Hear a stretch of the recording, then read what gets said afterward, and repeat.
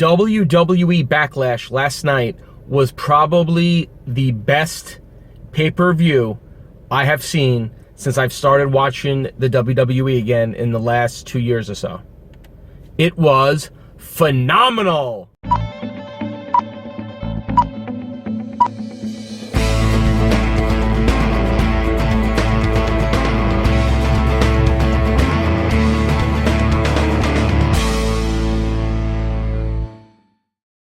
It was a phenomenal pay-per-view because, yes, AJ Styles is the new WWE World Champion. That belt is finally around the waist of someone that deserves it. AJ Styles and Dean Ambrose put on a clinic last night, a great match. And I know I have been hard on Dean Ambrose, but he actually stepped up his game. And that is what I love about wrestlers getting in the ring with actual really talented superstars. They step their game up, they get on their par, and Dean Ambrose, AJ Styles were phenomenal. It was a great match. It was a great pay-per-view. The Miz and Dolph brought the house down. The Miz retained his Intercontinental title. It's great on him. He's going now into Tuesday night to renegotiate his contract with Daniel Bryan.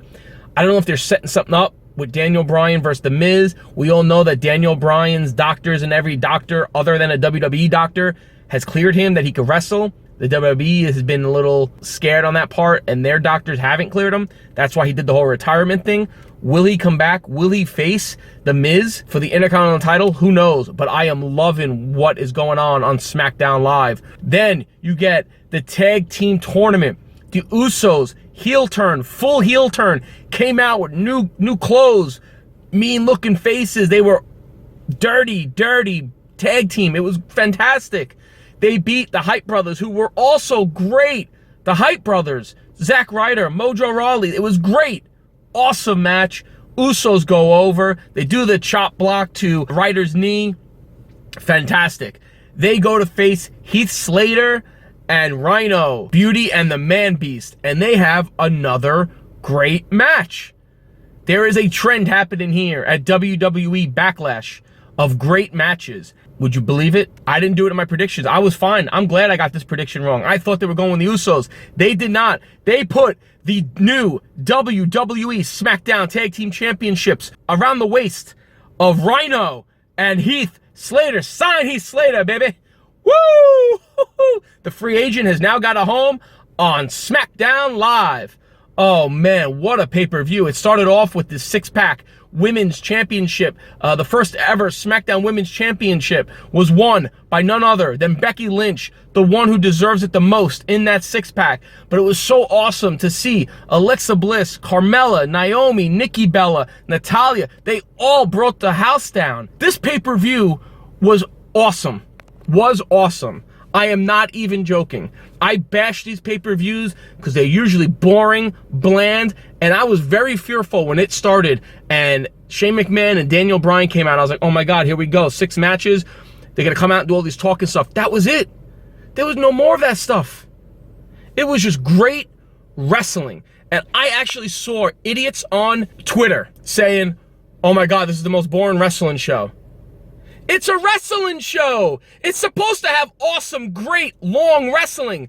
The matches were awesome. They were given time. They built. They told stories. The storylines flew and kind of gradually told a story. Even the storylines themselves were awesome. SmackDown Live is knocking it out of the ballpark. Raw is behind. Raw has to pick it up. But this was a fantastic pay-per-view. If you have not watched any WWE stuff ever, check out this pay-per-view. If you haven't watched any WWE stuff in years, check out this pay-per-view. If you have checked out WWE in the past, but you kind of given up or you don't really watch it, check out this pay-per-view. If you are a regular to the WWE television, you have to watch this pay-per-view. WWE Smackdown Live's Backlash was fantastic. Fantastic. Even the pre-show match of Baron Corbin versus Apollo Crews was awesome. Those two went all out. They put their bodies on the line. They put on a great match. Baron Corbin went over. Awesome. Awesome. The only downfall, the only little complaint I have is that Randy Orton apparently wasn't cleared to wrestle.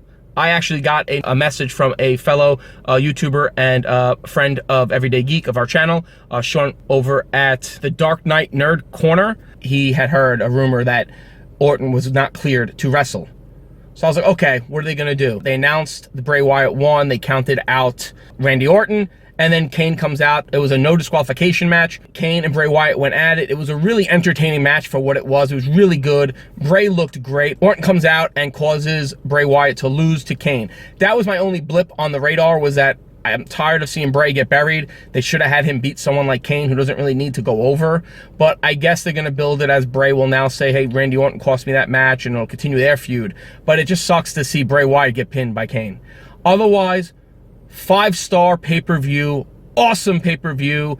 If you didn't like it, then you don't know wrestling. You might as well go watch, I don't know, The Bachelor. Go watch TNA. You might fit there better. But this was a great wrestling show put on by the WWE and the stars of Smackdown. They are putting on some of the best TV shows and the best pay-per-view. That was fantastic.